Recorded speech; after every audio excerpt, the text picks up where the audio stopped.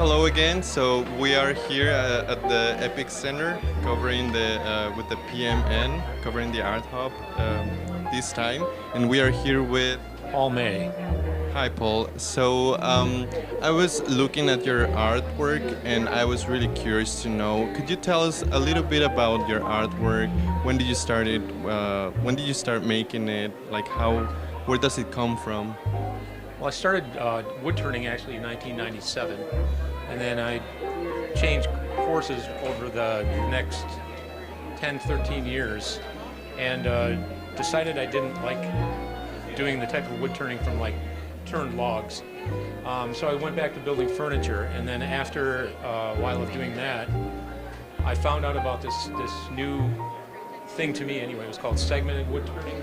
We can take small pieces of wood and combine them into a form, and then put it on the lathe and turn the structure into like a bowl or a vase or something of an artistic composition. So I've been kind of addicted to that since about 2020, and I retired as a chemist in 2020. So I needed something to do, and this was a perfect medium for me to get into.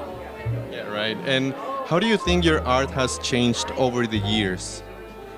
I think the art has gone from when people were first starting to do this type of art, it was a rudimentary type way to explore different forms and different compositions, and people would do different manipulations to a wood turning to make it different than just a normal bowl or a cup or a plate. They wanted to incorporate more artistic things to it, and I think that's what intrigued me the most, is that you have a creative side to it and also kind of a functional side to it.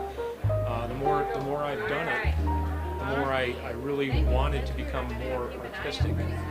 Since I've always kind of had an artistic bent to me, this was a perfect outlet for me to spend my idle time doing it, and it's just been a lot of fun.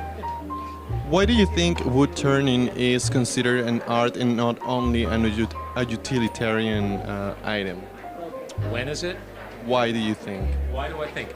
I think that when you cross a piece that is artistic, or it actually talks to you somehow, you can actually go past something and not notice it at all, or go past something and go, hey, that caught my eye, that looks really interesting, and pick it up and hold it and feel the weight and feel the shape.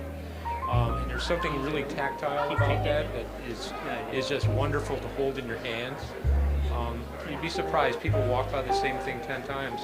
The 11th person will come by and say that's the best thing they've ever seen. So it's hard to tell what appeals to people, and I only make things that appeal to me. So if they appeal to me, I hope they appeal to other people, and that has somehow been the case, because I've been, even tonight, I've sold a few items, starting to understand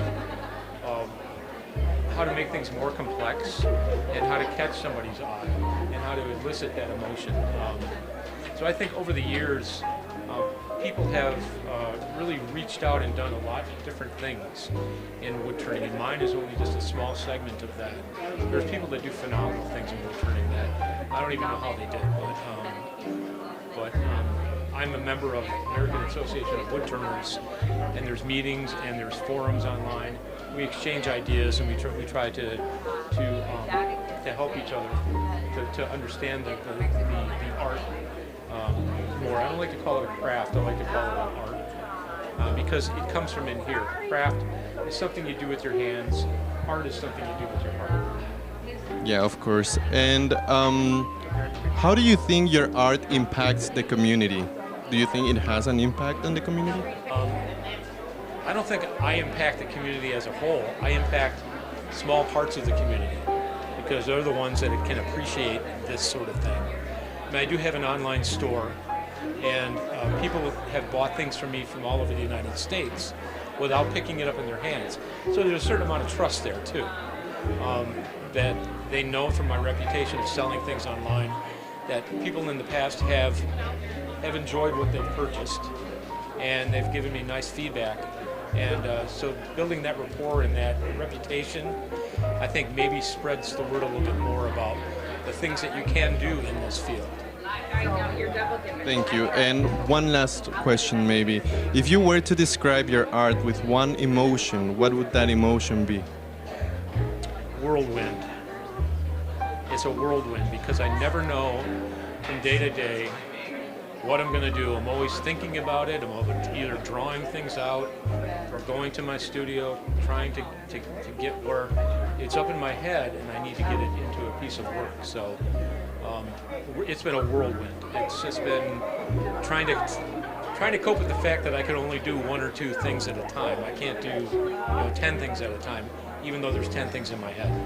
Yeah, that makes sense. Well, thank you, Paul, for accepting this interview with us.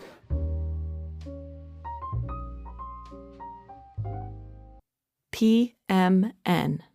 Media for you, by you.